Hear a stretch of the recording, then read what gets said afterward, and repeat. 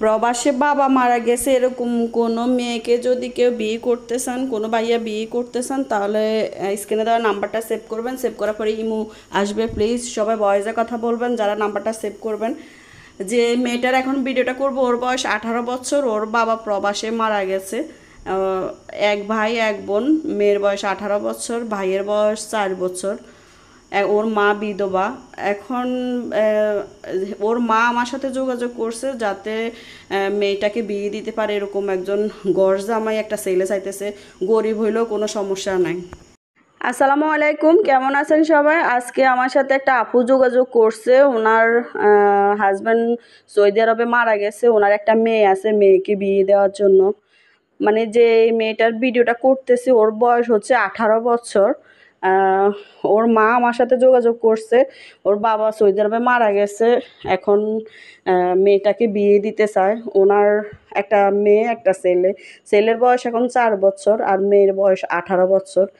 এখন উনি একটা উম, মানে দেশি ছেলে হলেও সমস্যা নাই বলছে, প্রবাসী হইলেও সমস্যা নাই, যাতে ছেলেকে ঘর ঘর জামাই রাখতে পারে এরকম একটা ছেলে চাইতেছে। ওনার হাজব্যান্ড সৌদি আরবে মারা গেছে।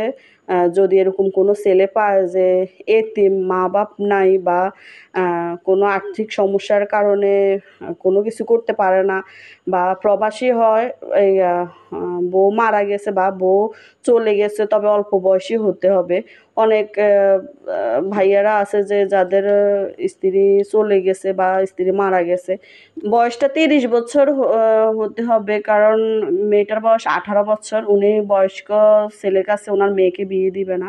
তো যারা 30 বছরের নিচে আছেন আমার সাথে যোগাযোগ করবেন। এক মার এক মেয়ে বিয়ে বসতে চায়। বাবা সৌদি আরবে মারা গেছে।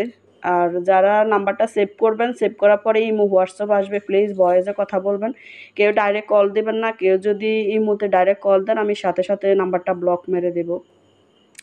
আর যারা যোগাযোগ করবেন তারা আপনাদের পরিচয়টা সুন্দর মতন দিবেন, সত্যি পরিচয় দিবেন। মিথ্যা পরিচয় দিয়া যদি যোগাযোগ করেন, পরবর্তীতে সত্যি কথা বললেও লাভ হবে না। কারণ প্রথম যদি মিথ্যা দিয়ে শুরু করেন তাহলে কোনো কিছুই ভালো হবে না। আপনারা প্লিজ আপনাদের স্ত্রী যদি থাকে তাও বলবেন, যদি মারা গিয়ে থাকে বা চলে গিয়ে থাকে তাও বলবেন। কেউ মিথ্যে কথা বলবেন না। মিথ্যে কথা বললে পরবর্তীতে আমারও সমস্যা হয়। কারণ আমি তো আর ভাইয়াদের আপুদের মনের ভিতরে ঢুকি না যে কে সত্যি বলতেছে কে মিথ্যে বলতেছে। তো প্লিজ যারাই যোগাযোগ করবেন নাম্বারটা সেভ করে ইমোতে ভয়েস দেওয়া কথা বলবেন। ভয়েস দেওয়ার পরে আমি 1 ঘন্টা পরে হোক আর 4 ঘন্টা পরে হোক আমি রিপ্লাই দিব। তো সবাই ভালো থাকবেন। ভিডিওতে একটা লাইক দিবেন, ভালো লাগলে ভিডিওটা শেয়ার করবেন। আসসালামু আলাইকুম রহমতুল্লাহি ওয়া বারাকাতুহু।